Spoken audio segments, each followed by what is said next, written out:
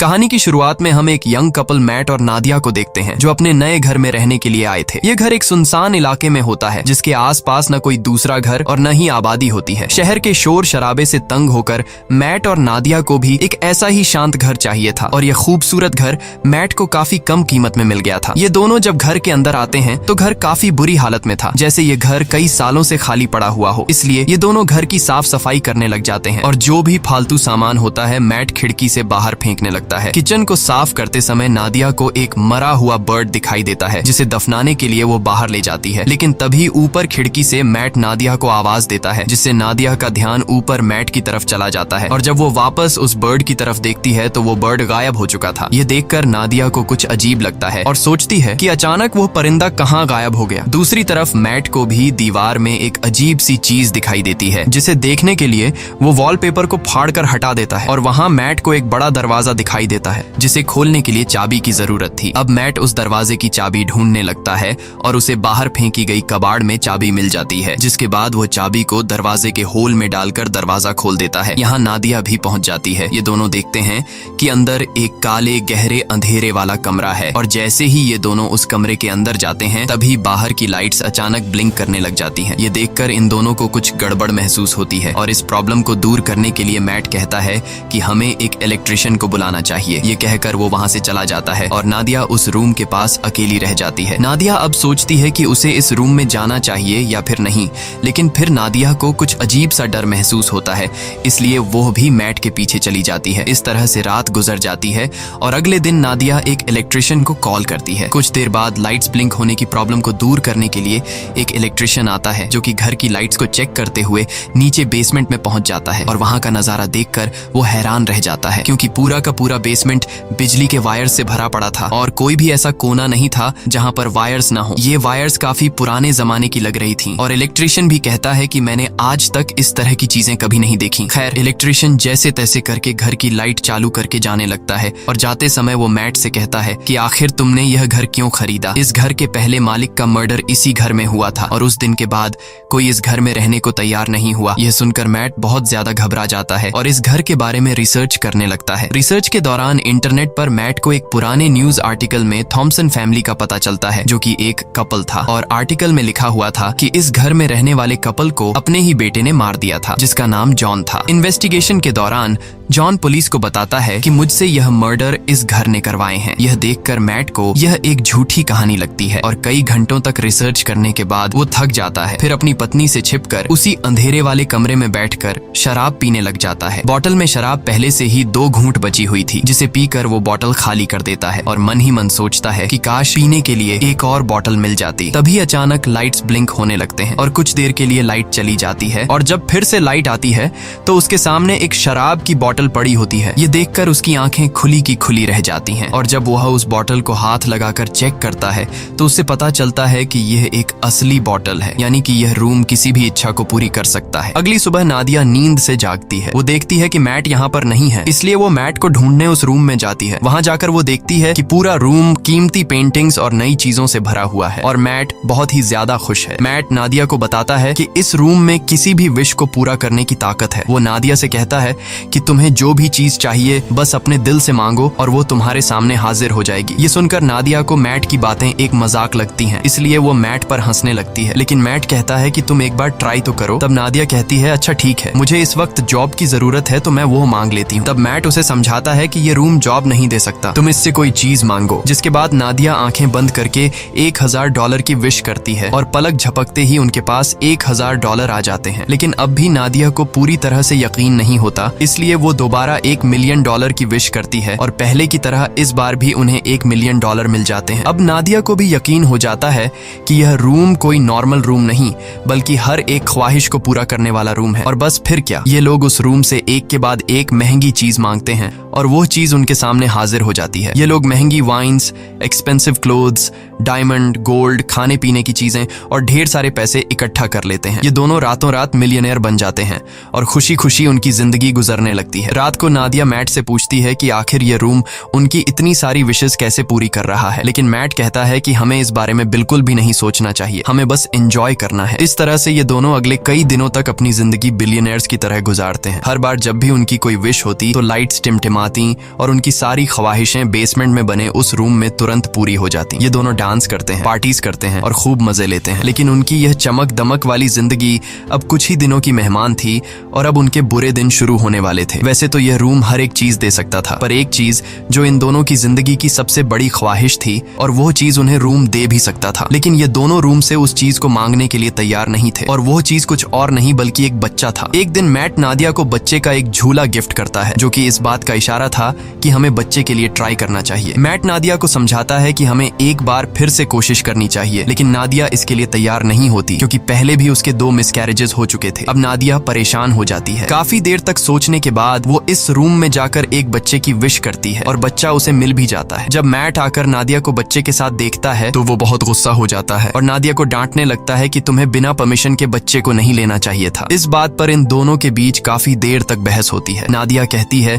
कि उसने यह शॉर्टकट इसलिए अपनाया ताकि मिसकैरेज या लेबर पेन की तकलीफें उसे न झेलनी पड़े। वो कहती है कि हम दोनों इस बच्चे के साथ बहुत खुश रहेंगे, पर मैट इस बच्चे को एक्सेप्ट करने के लिए तैयार नहीं था और वो नादिया से कहता है कि तुम उस रूम में जाकर रूम से इस बच्चे को वापस लेने की विश करो। अब नादिया न चाहते हुए भी उस रूम में आती है और बच्चे को गायब करने की कोशिश करती है, पर वो ऐसा नहीं कर पाती, इसलिए वो बच्चे को मैट के हवाले कर देती है। अब गोद में बच्चे को लेकर मैट भी इमोशनल हो जाता है और वो भी उस बच्चे को गायब करने की विश नहीं कर पाता और बच्चे को वापस नादिया की गोद में डाल देता है। अब यह दोनों फैसला कर लेते हैं कि इस बच्चे को पालेंगे और इस तरह से ये दोनों एक बच्चे के पेरेंट्स भी बन जाते हैं। अब बच्चे को लेकर नादिया तो काफी खुश थी, पर मैट को इस बच्चे से बिल्कुल भी लगाव नहीं था और मैट इस रूम के बारे में और जानकारी हासिल करना चाहता था, इसलिए वो फिर से रिसर्च करने लग जाता है और उससे पता चलता है कि वो लड़का जिसने इस घर के ओनर यानी अपने माँ बाप को मार दिया था वो अभी भी जिंदा है और एक मेंटल हॉस्पिटल में जिंदगी बिता रहा है। यह जानने के बाद मैट अपने विश के जरिए मांगे गए पैसों के ढेर से कुछ पैसे अपनी पॉकेट में रखता है और जॉन से मिलने के लिए निकल पड़ता है। हॉस्पिटल पहुंचने के बाद नर्स मैट से पूछती है, क्या तुम एक रिपोर्टर हो? क्योंकि पिछले 45 सालों से जॉन के लिए कोई भी परिवार का बंदा नहीं आया। ये सुनकर मैट झूठ बोल देता है कि मैं भी एक रिपोर्टर हूँ। कुछ देर बाद जॉन आता है। जॉन बूढ़ा हो चुका था और जॉन पीछे वाले टेबल पर बैठकर मैट से कहता है, मुझे तुम्हारा ही इंतजार था। ये सुनकर मैट को कुछ अजीब लगता है और वो डायरेक्ट जॉन से पूछता है कि तुम इस रूम के बारे में क्या जानते हो और तुमने अपने मॉम डैड को क्यों मारा? तब जॉन कहता है कि मैंने अपने पेरेंट्स को नहीं मारा बल्कि उस रूम ने मुझसे यह करवाया। इसके बाद जॉन मुस्कुराते हुए कहता है, मुझे पता है कि तुम अभी मजे कर रहे हो, खूब खाना पीना, महंगे कपड़े और एंजॉय, लेकिन जल्द ही इसकी कीमत तुम्हें चुकानी पड़ेगी। और जॉन मैट से कहता है, जितनी जल्दी हो सके इस घर को छोड़ दो। मैट को जॉन की दिमागी हालत ठीक नहीं लगती, इसलिए वो उसे वहीं पर छोड़कर घर लौटने लगता है। रास्ते में वो पेट्रोल पंप पर गाड़ी में पेट्रोल डालने के लिए गाड़ी खड़ी करता है। पेट्रोल डलवाने के बाद जब मैट एम्प्लॉई को पैसे देने के लिए जेब में हाथ डालता है तो उसके हाथ में पैसों की जगह राख निकलती है। यह देखकर वो परेशान हो जाता है और दूसरी जेब से एम्प्लॉई को पैसे पकड़ाकर सीधे घर पहुंचता है और सोचने लगता है कि जाते हुए उसने ढेर सारे पैसे अपनी जेब में डाले थे, फिर अचानक वो पैसे कहाँ गायब हो गए। अब इस बात को कंफर्म करने के लिए उसने रूम से विश के जरिए जो पैसे मांगे थे वो उन पैसों को उठाकर बाहर खिड़की से फेंक देता है और देखते ही देखते वो पैसे अचानक गायब हो जाते हैं। इसके बाद मैट विश के जरिए मांगी गई एक पेंटिंग को उठाकर उसका आधा हिस्सा घर के अंदर रखता है और आधा बाहर। कुछ ही देर बाद जो हिस्सा घर से बाहर था वो राख में बदल जाता है और बाकी का हिस्सा वैसा का वैसा ही रहता है। यह देखकर मैट समझ जाता है कि वो लोग इस रूम से मिली किसी भी चीज को घर के बाहर नहीं ले जा सकते, नहीं तो वो सारी चीजें राख में बदल जाएंगी। मैट अब रूम की दीवार को तोड़ने लगता है ताकि उसे पता चल सके कि आखिर इस रूम में क्या छिपा है, पर दीवारों के अंदर उलझी हुई वायर्स के अलावा और कुछ भी नहीं था। हर जगह बस वायर्स ही वायर्स थीं। दीवारों को तोड़ने के शोर से नादिया भी वहाँ पर पहुँच जाती है। नादिया बच्चे को गोद में लिए बाहर की तरफ जाने लगती है, पर मैट उसे बाहर जाने से रोक लेता है और कहता है कि बच्चे को बाहर ले जाना सेफ नहीं है। वो उसे असली वजह नहीं बता पाता, मगर खुद उसे पता चल चुका था कि जो कुछ भी उस कमरे से विश के जरिए मांगा गया है उसे यहाँ से बाहर निकालने पर वो खत्म हो जाएगा। लेकिन मैट के मना करने के बावजूद भी नादिया बच्चे को बाहर ले जाती है। बाहर ले जाते ही बच्चा जोर जोर से रोना शुरू कर देता है और उसका कलर बदलने लगता है। यह देखकर नादिया भी चिल्लाने लगती है। नादिया की आवाज सुनकर मैट दौड़कर उसके पास जाता जाता है और दोनों को उठाकर घर के अंदर ले आता है। और अब हम देखते हैं कि वो छोटा बच्चा अब छोटा बच्चा नहीं रहा, बल्कि वो कुछ ही सेकंड में 8 साल का लड़का बन चुका था। यहाँ मैट नादिया को सारी सच्चाई बता देता है कि वो रूम हमारी हर विश को पूरी कर सकता है, पर हम उसकी दी हुई चीजों को घर से बाहर नहीं निकाल सकते, वरना वो चीजें पुरानी होकर राख में बदल जाएंगी। ये सुनकर नादिया को बहुत दुख होता है और अब ये दोनों डिसाइड करते हैं कि इस बच्चे को घर में ही रखेंगे, कभी भी बाहर जाने नहीं देंगे, नहीं तो वो मारा जाएगा। इस तरह से दिन गुजरते हैं। नादिया बच्चे को घर के अंदर ही सब चीजें सिखाती है। वो उसे अपना बेटा मानती है और इस बच्चे का नाम रखती है शेन। शेन बाकी बच्चों से काफी अलग था। वो किसी की भी बात नहीं मानता और न ही उस पर किसी बात का असर पड़ता। उसकी हरकतें बिल्कुल भी बच्चों जैसी नहीं थी। खाने के दौरान वो बर्फ खाया करता था, लेकिन इन सब हरकतों के बावजूद भी नादिया शेन से बहुत ज्यादा प्यार करती थी। नादिया शेन को समझाती है कि वो घर के बाहर नहीं जा सकता, क्योंकि बाहर खतरनाक लोग हैं जो उसे मार देंगे। ये सुनकर शेन बहुत मायूस हो जाता है और घर के अंदर कभी खिड़की तो कभी दरवाजे से बाहर की दुनिया देखता है। नादिया जब भी घर से बाहर निकलती या फिर घर के अंदर आती, तब वो दरवाजे में ताला लगा दिया करती ताकि शेन घर से बाहर ना निकल सके। एक दिन जब शेन घर में स्नो ग्लोब से खेल रहा था, तभी वहाँ पर मैट आता है। अब क्योंकि मैट को शेन से बिल्कुल भी लगाव नहीं था, इसलिए वो शेन को डांटता है कि तुम्हें यहाँ पर नहीं खेलना चाहिए। डर के मारे शेन के हाथ से स्नो ग्लोब नीचे गिरकर टूट जाता है। शेन को मैट के इस बर्ताव से बहुत दुख होता है। रात को शेन उन दोनों के कमरे के पास जाकर चुपके से नादिया और मैट की बातें सुनने लगता है। वो दोनों उस रूम के बारे में बातें करते हैं। यह सुनकर शेन को शक होने लगता है कि जरूर उस रूम में कुछ ऐसा है जिससे मैं अनजान हूँ। वो सोचता है कि पता नहीं यह दोनों मुझे क्यों घर से बाहर नहीं जाने देते और उस रूम से दूर रहने को कहते हैं। इसलिए शेन टॉर्च उठाकर घर की जांच पड़ताल करने लगता है और आगे बढ़ते हुए वो सीधा बेसमेंट तक पहुंच जाता है, जहां ढेर सारी उलझी हुई वायर्स थीं। उन सब से गुजरते हुए आखिरकार वो उस रूम तक पहुंच जाता है और यहाँ उसे सारा राज पता चल जाता है। रात भर पूरे घर में लाइट्स ब्लिंक होती रहती हैं, पर मैट और नादिया नींद में होने की वजह से कुछ नोटिस नहीं कर पाते। अगली सुबह जब मैट की आंख खुलती है तो उसे अपने बगल में एक नया स्नो ग्लोब पड़ा हुआ दिखता है और इसके साथ ही टूटा हुआ ग्लोब कुछ दूरी पर उसे दिखाई देता है। ये देखकर वो परेशान हो जाता है कि आखिर ये नया ग्लोब किसने बनाया। मैट सीधा नादिया के पास जाता है और उसे जगाकर पूछता है कि क्या तुमने इस ग्लोब को उस रूम से विश करके मांगा, जिस पर नादिया कहती है नहीं, मैंने इस ग्लोब की विश नहीं की। तभी उसी वक्त लाइट्स को ब्लिंक होता देखकर वो समझ जाता है कि ये सारा काम शेन का है। ये दोनों तेजी से उस रूम की तरफ भागते हैं और वहां जाकर ये दोनों हैरान रह जाते हैं। अब क्योंकि शेन को घर से बाहर जाने नहीं दिया जाता था, इसलिए वो दिल में बाहर जाने की इच्छा रखते हुए उस रूम से खुद के लिए एक बहुत बड़ा आउटडोर एरिया मांग लेता है, जहां एक खुला आसमान और बड़ा जंगल था और शेन मजे से वहां खेल रहा था। नादिया अपने बेटे की बनाई हुई दुनिया को देखकर खुश होती है और उसके साथ खेलने लगती है, लेकिन मैट शेन के इस काम से बिल्कुल भी खुश नहीं था, क्योंकि उसे डर था कि कहीं वह उस रूम से बंदूक या फिर कुछ गलत चीज न मांग ले जिससे उनकी जान खतरे में पड़ जाए। इसलिए वो शेन को हाथ से पकड़कर वापस घर के अंदर ले आता है। अब मैट उस रूम की चाबी अपने पास संभाल कर शेन को उस रूम में जाने से मना करता है, लेकिन नादिया मैट को ऐसा करने से रोकती है। वो कहती है कि हम पहले ही शेन को घर से बाहर जाने नहीं देते। अब बेचारे ने खुद के लिए एक अलग आउटडोर बना लिया है, इसलिए हमें उसे वहां जाने से नहीं रोकना चाहिए और वहां उसकी जान को भी खतरा नहीं है। पर मैट नादिया की बात नहीं सुनता और कहता है कि शेन अभी ना समझ है, मुझे डर है कि कहीं वो गलती से उस रूम से कुछ ऐसी चीज न मांग ले जिससे हम दोनों खतरे में पड़ जाएं। तभी फोन की घंटी बजती है और परमिशन न होने के बावजूद शेन फोन उठा लेता है, लेकिन जल्दी ही मैट उससे फोन छीनकर खुद बात करने लगता है। दूसरी तरफ कॉल पर जॉन था, जिसने शेन की आवाज सुनकर समझ लिया कि मैट ने उस रूम से एक बच्चा मांग लिया है। अब मैट भी उससे कोई बात नहीं छिपाता और कहता है कि हम इस बच्चे से अपनी जान कैसे छुड़ाएं। इधर किचन में रखे दूसरे फोन से नादिया इन दोनों की सारी बातें चुपके से सुनने लगती हैं। जॉन उसे अपनी सच्चाई बताता है कि मैं भी उस रूम से विश के जरिए मांगा गया हूँ। वो बताता है, मैंने अपने पेरेंट्स को इसलिए मारा क्योंकि मुझे भी बाहर की दुनिया देखनी थी, लेकिन जब मैं घर से बाहर निकलता तो मेरी उम्र बढ़ने लगती और जब मैंने रूम से पूछा तो उसने मुझे बताया कि अगर तुम्हें इस घर से बाहर निकलना है तो तुम्हें उस इंसान को मारना होगा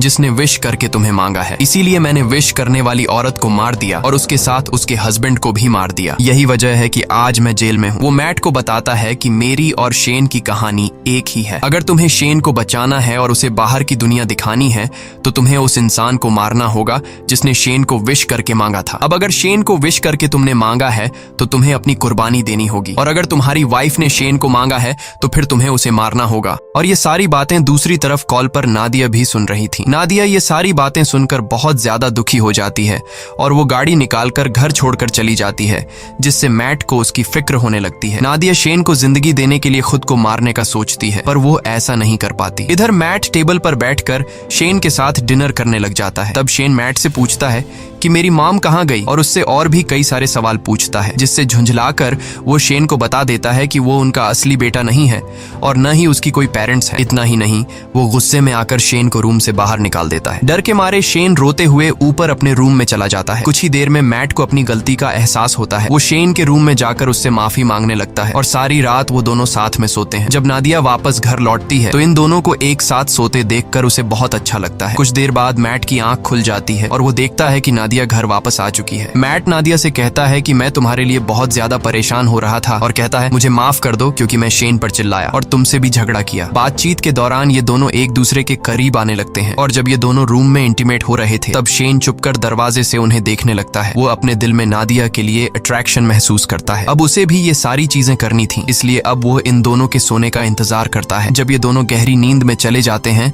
तब शेन चुपके से आकर मैट की पॉकेट से घर के बाहर जाने की चाबी चुरा लेता है। अगले दिन सुबह मैट और नादिया फ्रंट डोर को खुला देखकर समझ जाते हैं कि शेन घर से बाहर निकल गया है, इसलिए उन्हें डर था कि कहीं वो मर न गया हो। लेकिन तभी घर के एक अलग हिस्से में शेन को देखकर दोनों हैरान हो जाते हैं, क्योंकि शेन अब जवान और ताकतवर हो चुका था। वो अपने पेरेंट्स की तरफ गन पॉइंट करके उन्हें धमकाता है। तब नादिया उसे समझाने की कोशिश करती है। इसी बीच मैट शेन पर हमला कर देता है और दोनों में फाइट होने लगती है। लेकिन उनकी फाइट के दौरान नादिया को धक्का लगता है, जिससे वह नीचे गिरकर बेहोश हो जाती है। कुछ देर बाद मैट उसे जगाते हुए बताता है कि शेन को गलती से गोली लगने की वजह से वो मर गया। ये सुनकर नादिया रोने लगती है। मैट उसे तसल्ली देकर वापस घर में ले आता है और यहाँ आता है कहानी में सबसे बड़ा ट्विस्ट, क्योंकि अभी जो मैट नादिया को उठाकर घर लेकर गया वो असल में मैट नहीं बल्कि शेन है। इधर दूसरे रूम में जहाँ उनकी फाइट हुई थी, असली मैट होश में आ जाता है और पूरे घर में अपनी वाइफ की तलाश करता है। तभी लाइट्स को फिर से टिमटिमाते देखकर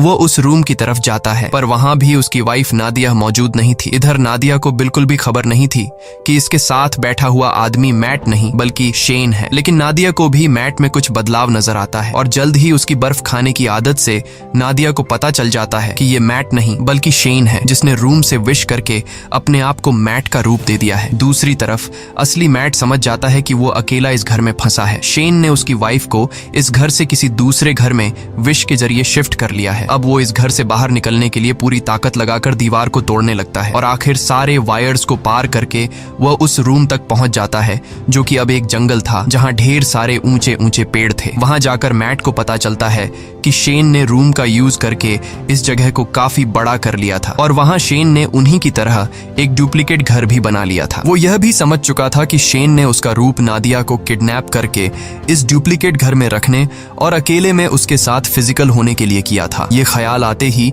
अपनी बीवी को वापस पाने के लिए मैट उस जंगल में दौड़ते हुए फाइनली उस डुप्लीकेट घर के अंदर पहुंच जाता है, जहां शेन नादिया के साथ जबरदस्ती करने की कोशिश कर रहा होता है। मैट को अंदर आते देखकर शेन फिर से लड़ाई के लिए तैयार हो जाता है। अब यहाँ नादिया भी पहचान नहीं पाती कि असली मैट कौन सा है, क्योंकि वो दोनों बिल्कुल सेम टू सेम थे। और यहाँ ये दोनों नादिया से कहते हैं कि मेरे साथ चलो। अब नादिया समझदारी से काम लेते हुए शेन का नाम लेती है, जिसे सुनते ही शेन उसकी तरफ देख लेता है और नादिया को समझ आ जाता है कि यह शेन है, जिसके बाद वो शेन को धक्का देकर नीचे गिरा देती है। जमीन पर गिरते ही वो अपने असली रूप में आ जाता है। उधर मैट और नादिया रूम से बाहर निकलने की कोशिश करते हैं पर निकल नहीं पाते, क्योंकि शेन ने रूम से उनके इसी घर में फंसे रहने की विश मांगी हुई थी। लाख कोशिशों के बाद भी जब वो लोग घर से नहीं निकल पाते तो मैट रुक जाता है और वहां से निकलने का कोई तरीका सोचने लगता है। यहाँ मैट होशियारी से एक ऐसी विश करता है कि हम दोनों का नया रूप इस घर के अंदर ही रहे और हमारा असली रूप इस घर से बाहर चला जाए। तभी अचानक वहां पर शेन भी आ जाता है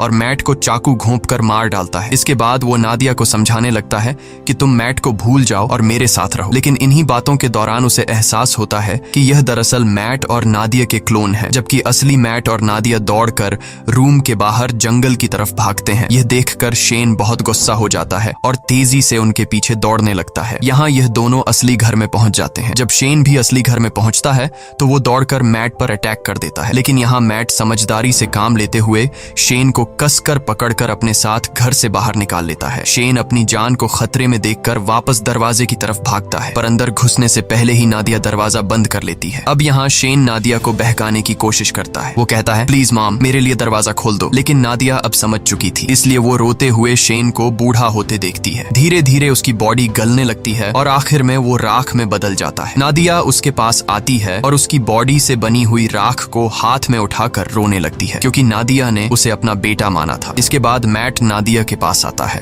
और दोनों एक दूसरे को गले लगा लेते हैं। अब सीन शिफ्ट होता है और हमें कुछ महीने बाद का सीन दिखाया जाता है, जहां मैट और नादिया एक छोटे से घर में सेटल्ड हो जाते हैं और सुकून से रहने लगते हैं। पर थोड़े ही दिनों बाद नादिया डरते हुए अपना प्रेगनेंसी टेस्ट करती है और रिपोर्ट पॉजिटिव आती है, यानी अब इन दोनों का खुद का एक बेबी आने वाला है। इसी के साथ ये कहानी खत्म हो जाती है। अगर आपको ये वीडियो अच्छी लगी हो तो हमारे चैनल को सब्सक्राइब और वीडियो को लाइक जरूर कीजिएगा।